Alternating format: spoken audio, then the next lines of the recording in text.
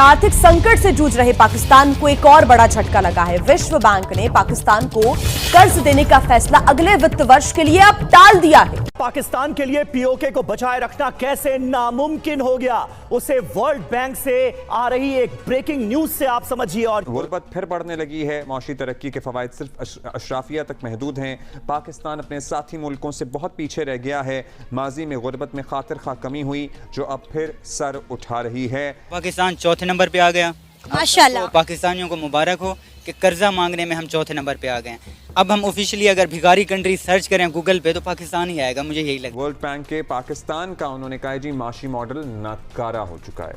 ये world bank के director हैं, वो कह रहे हैं पाकिस्तान का माशी मॉडल नाकारा हो।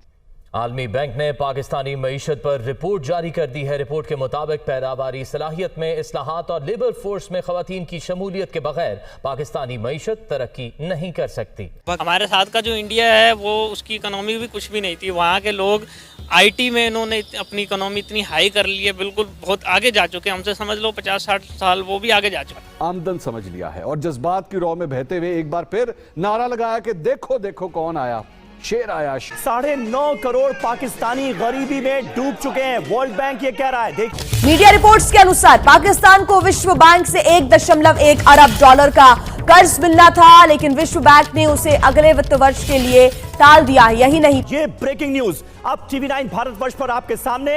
ये ब्रेकिंग न्यूज पाकिस्तान के लिए दरअसल बड़ा इशारा है। अभी अभी आई विश्व बैंक की रिपोर्ट में पाकिस्तान की पोल खुल गई है। गरीबी भुखमरी में डूबा है पाकिस्तान, ये वर्ल्ड बैंक की रिपोर्ट में कहा गया है। नमस्कार दोस्तों, वर्ल्ड बैंक ने अभी भी बताया है कि जो पाकिस्तान की इकनॉमी है वो बहुत ज़्यादा गिर गई है, उसमें बहुत ज़्यादा गिरावट आई है। वर्ल्ड बैंक ने ये बताया है और आने वाले टाइम में और भी ज़्यादा पाकिस्तान को क्राइसिस झेलने पड़ेंगे इकनॉमी के। वर्ल्ड बैंक ने कहा है कि पाकिस्तान को इस पे काम करना चाहिए, लेकिन उनके साथ तो बिल्कुल उल्टा हो रहा है। उनकी इकनॉमी बढ़ने के बजाय घटती जा रही है। इसका कारण ये भी है कि वहाँ पे स्कूल ना बना करके वो मदरसे बनाते हैं, जहाँ पे बच्चे प्रोफेशनल लाइफ में कुछ सीखने के बजाय रिलीजन से ज़्यादा जुड़ते हैं, जिसकी वजह से वो अपनी लाइफ में कुछ अच्छा नहीं कर पाते और बाहर देशों में जाके ना ही पैसा कमाते हैं, ना ही अपने देश में कुछ अच्छा कर पाते हैं, जिसकी वजह से उनकी जो इकनॉमी है वो बहुत ज़्यादा इफ़ेक्ट होती है और गिरती जा रही है। और आने वाले टाइम में इससे भी ज़्यादा बुरा हाल होगा।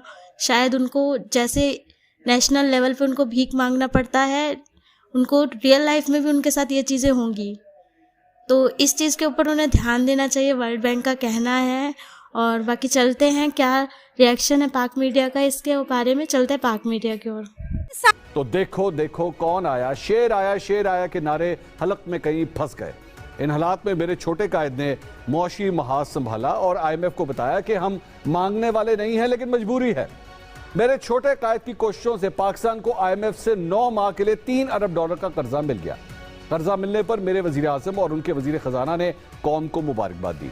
नाज़रीन, शायद हम दुनिया की वाहिद कौम है जिसने कर्ज को आमदन समझ लिया है और जज्बात की रौ में बहते हुए एक बार फिर नारा लगाया कि देखो देखो कौन आया, शेर आया, शेर आया।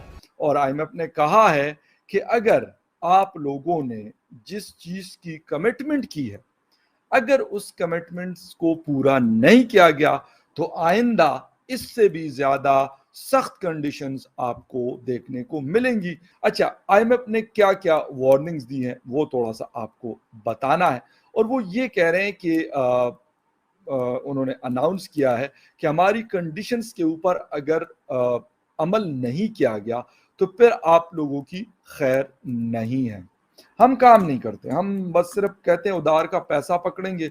वो मेजर साहब की ट्वीट आज पढ़ रहा था तो उन्होंने मुबारकबाद दी है, तो मेजर साहब को तो मैंने वहाँ पे भी लिख दिया था कि मेजर साहब थैंक यू एंड मुबारक, खैर मुबारक, बहुत शुक्रिया आपका कि आप हमारी इन खुशियों में शरीक हुए और हमें आपने मुबारकबाद दे दी कि हमें एक नया जिसे कहते हैं कि बहुत अरसे के बाद क्योंकि डॉलर्स आए हैं। वैसे मैं आपको बता दूं काफ़ी लंबा इंतज़ार करना पड़ा, ये आपको नहीं पता कि इसकी खुशबू कैसी होती है।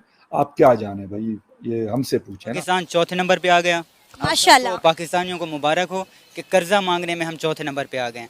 अब हम ऑफिशियली अगर भिखारी कंट्री सर्च करें गूगल पे तो पाकिस्तान ही आएगा, मुझे यही लगता है।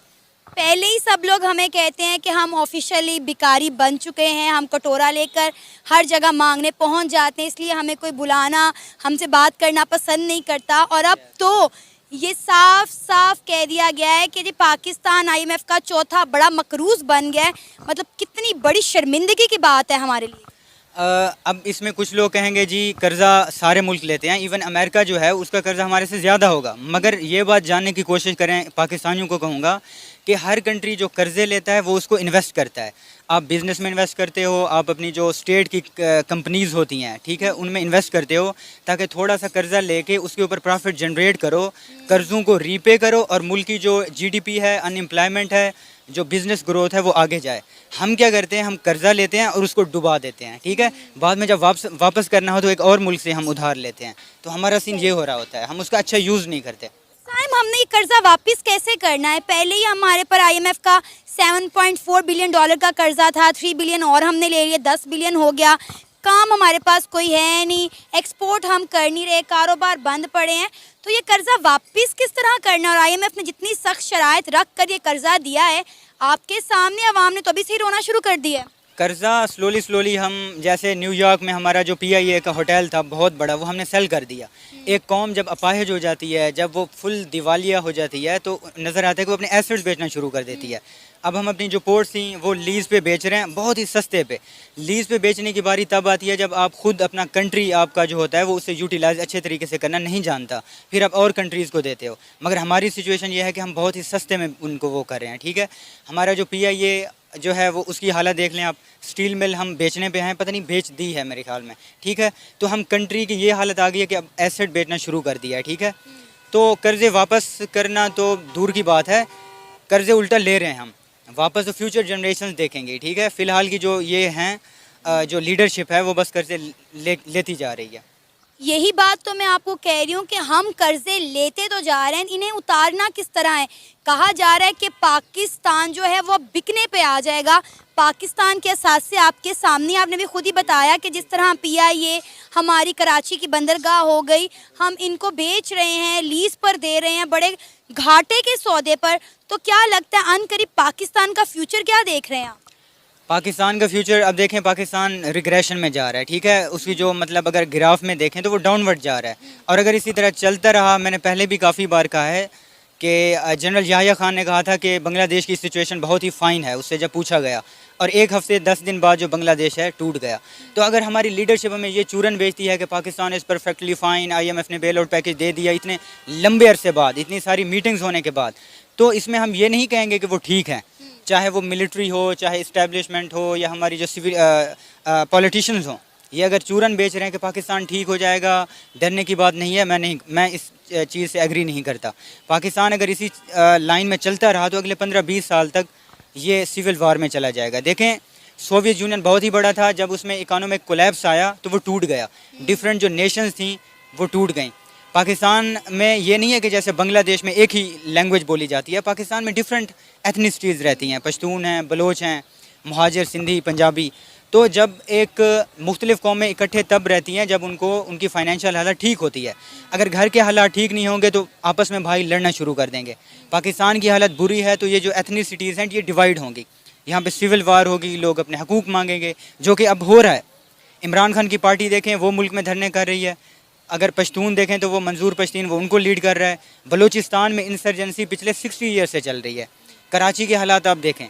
तो इस तरह अगर चलता रहा तो हम देखेंगे कि ये मुल्क टूट जाएगा। अफसोस के साथ मुझे कहना पड़ रहा है, अल्लाह ना करे ऐसा दिन कभी हमें और पाकिस्तानियों को देखना नसीब हो। मुझे ये चीज़ ऐड करूँगा, देखें, ये पाकिस्तान बहुत ही बड़ा मुकद्दस मुल्क है, ये नहीं टूटेगा, इसे खुदा ने बनाया। जो खुदा ने पाकिस्तान बनाया था 1947 में, वो टूट गया था। बांग्लादेश पाकिस्तान था, पाकिस्तान बनाने में मुस्लिम लीग बहुत आगे थी, बहुत सारे जो लीडर और रहनुमा थे वो बांग्लादेश से थे, वो टूट गया। हर 100 साल बाद आप देखें तो मुल्क की जो जियोग्राफी है वो चेंज होती है। तो आप इस तरह नहीं कह सकते कि पाकिस्तान क़यामत तक कायम और दायम रहेगा, नहीं। बरे सगीर टूटा, फिर बांग्लादेश टूटा, फिर पाकिस्तान यहाँ पे सेपरेट हुआ, ठीक है।